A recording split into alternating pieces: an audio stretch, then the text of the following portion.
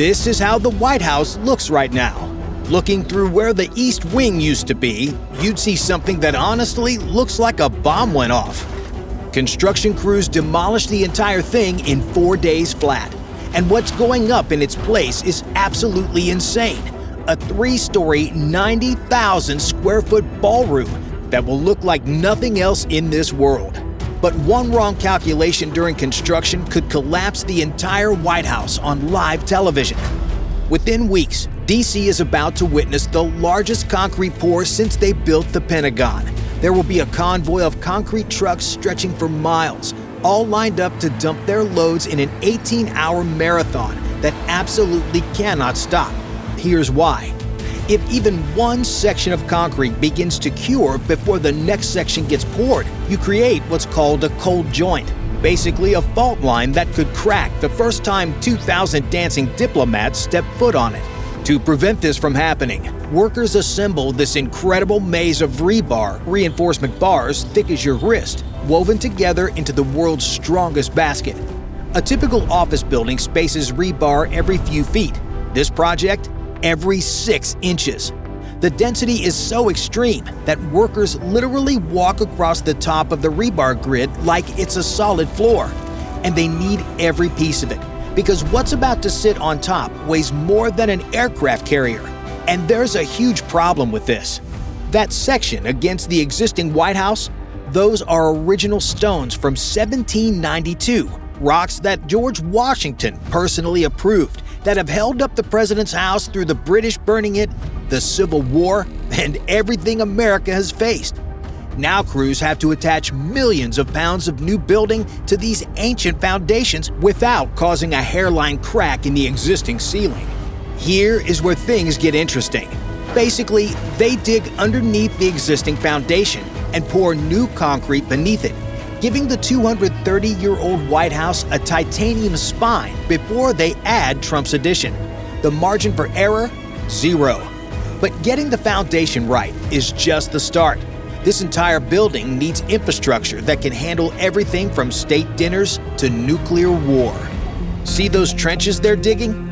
Each one serves a different purpose.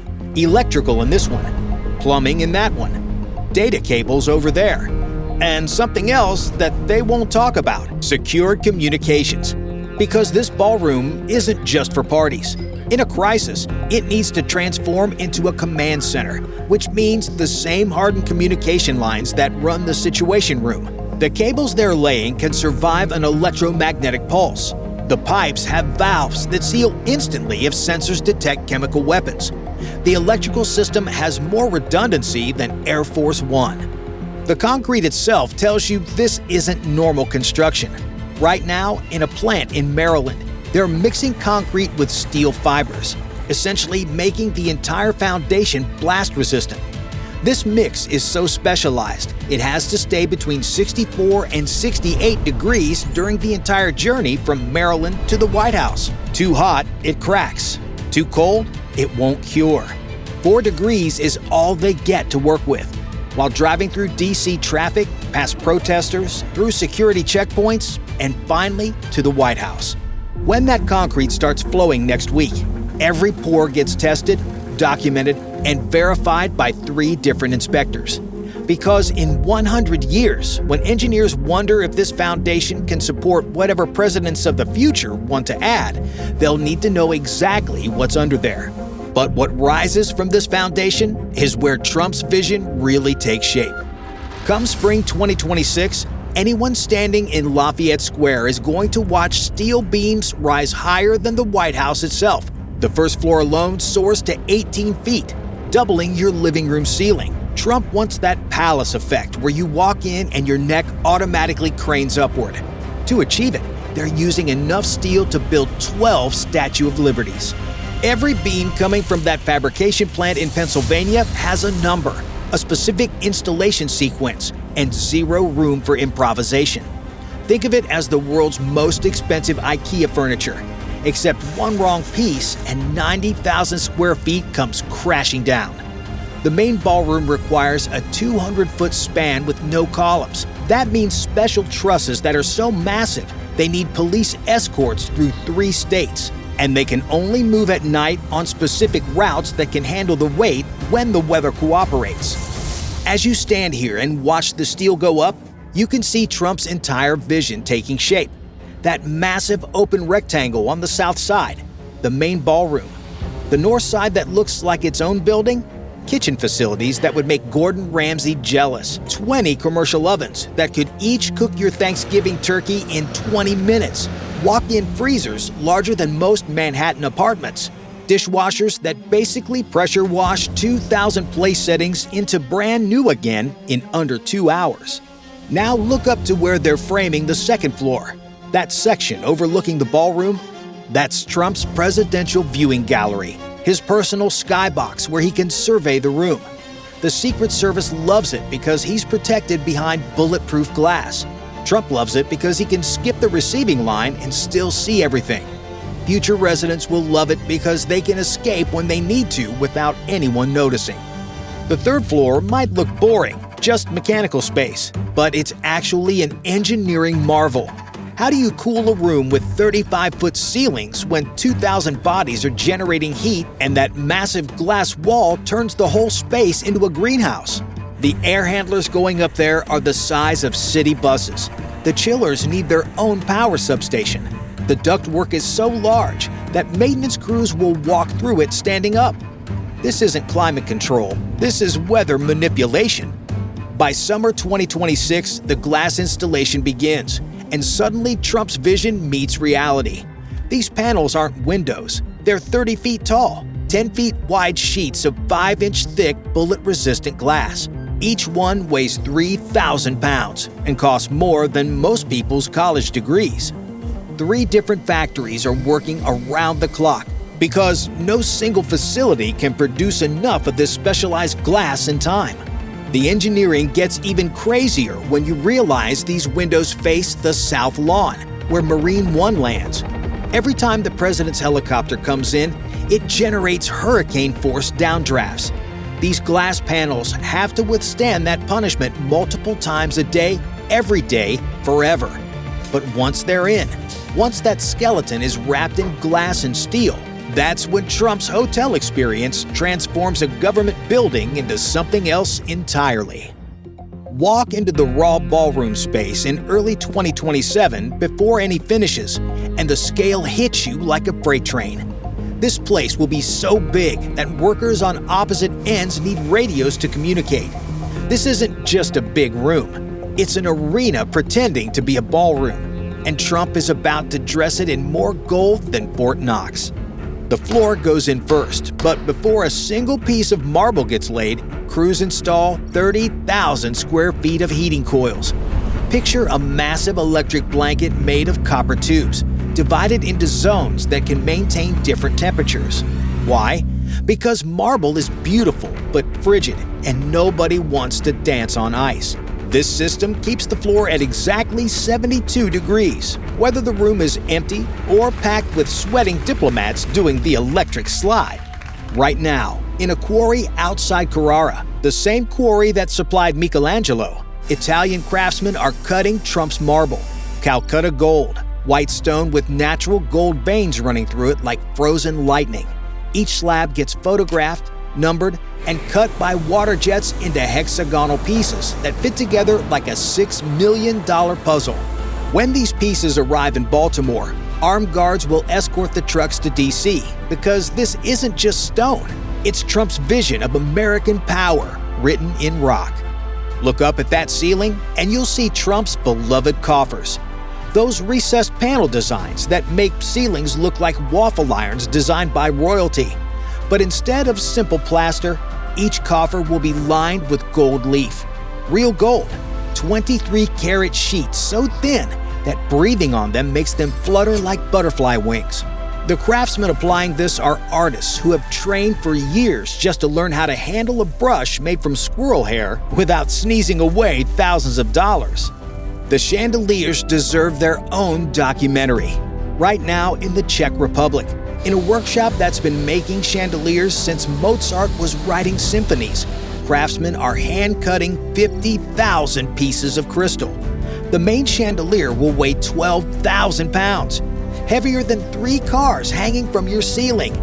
Each crystal gets polished, drilled, and hung by hand. When complete, it'll cast rainbows across the room every time sunlight hits it. The ceiling reinforcement to hold this monster could support a small airplane. The walls are getting treatment that would make Versailles jealous. Cream silk panels framed in gold leaf molding that requires a technique unchanged since the Renaissance. The silk isn't just decorative, it's acoustic. Without it, every conversation would bounce around like you're in a gymnasium. With it, you can whisper state secrets while a marine band plays 50 feet away. The French workshop weaving the silk has been in the same family for 200 years, and they're backing each panel with material that can withstand 2,000-degree heat. And this multi-purpose engineering extends into the kitchen, too. Step into what will be the kitchen, and you're looking at commercial equipment that could supply a cruise ship. Ovens that reach 800 degrees in 90 seconds.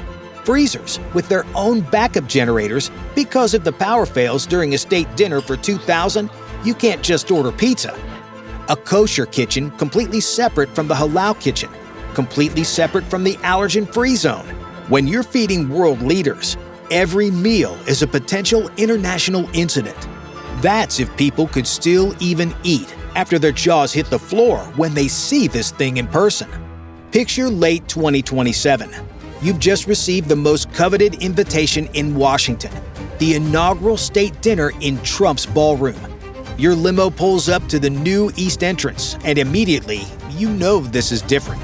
Instead of cramming through a door barely wider than your shoulders, you're under a porte cochere, a covered entrance grand enough for a palace, where rain can't touch you and photographers can capture every arrival. Those bronze doors ahead of you aren't just an entrance. They're a $2 million statement, 20 feet tall, each one weighing as much as a car, but balanced so perfectly a child could push them open. Step through and you enter the compression chamber. That's what Trump calls it. The ceiling here is deliberately only 15 feet high. The lighting is warm but dim. The space is intimate, almost cozy. Your coat disappears into a computerized cloakroom that can handle 2,000 garments without losing a single scarf. Move forward into the anteroom, and the ceiling jumps to 20 feet. The lighting brightens. Your shoulders unconsciously straighten. You don't realize it, but you're being psychologically prepared for what's coming. Trump learned this from his casinos. Compress people first, then blow their minds. And that's exactly what happens when those ballroom doors open. The space explodes upward and outward simultaneously. That 35-foot ceiling seems to float impossibly high, supported by nothing but ambition and engineering. 3 chandeliers blaze like crystalline suns, each one casting rainbow patterns across gold leaf coffers that seem to pulse with their own light. The marble floor stretches out like a frozen golden ocean, polished so perfectly you can see your face in it. For exactly 3 seconds, Trump counts on this, everyone stops talking and just stares. Walking into the main space, you notice something strange. You can actually hear the person next to you. In a room this size, sound should be chaos. Instead, that hidden acoustic system creates invisible bubbles where conversations stay private while music plays publicly. An ambassador can discuss nuclear treaties while a band plays Sinatra 30 feet away, and neither disrupts the other. Your eyes then drift up to the presidential gallery on the second floor. Behind what looks like a golden balcony, you see nothing, just darkness. But the president could be up there right now, watching everything through one-way glass. He has his own bar, bathroom, and a private elevator that connects directly to the residence. He can go from his bedroom to surveying 2,000 guests in under 2 minutes, or disappear just as quickly if things get boring. For tonight's state dinner, 200 round tables fill the floor, each setting 10. Every table has individual lighting controlled from a hidden booth. Table 12 too bright? They'll dim it without affecting tables 11 or 13. Your chair is one of 500 gold Chiavari chairs with cream cushions, while the place settings in front of you involve more gold than most jewelry stores. The service begins and you realize you're witnessing a ballet. Waiters emerge from hidden doors with synchronized precision. 5 courses for 2,000 people appear and disappear as if by magic. Hot food arrives hot, cold food stays cold, and dirty plates vanish through different doors than the clean ones arrive through. Somewhere behind these walls, an executive chef commands this operation from a control room with screens showing every station, every dish, every second of timing. Need the restroom? No standing in line like you're at a concert. The women's lounge has 30 stalls, plus a sitting area with full-length mirrors where you can repair your makeup and diplomatic relationships simultaneously. The men's room matches it. And yes, those are real gold-plated fixtures, not gold-colored. Gold, because Trump doesn't do subtle. After dinner, tables disappear in 20 minutes flat through a choreographed process practiced hundreds of times. A stage emerges from what looked like a solid wall. The lighting shifts from dinner brightness to party atmosphere. The marble floor, warmed to perfection from below, becomes a dance floor that would make the Savoy jealous. The real genius is the connection to the main White House. VIP guests start with cocktails in the Blue Room, surrounded by presidential portraits and history. They flow through that new corridor into Trump's golden future.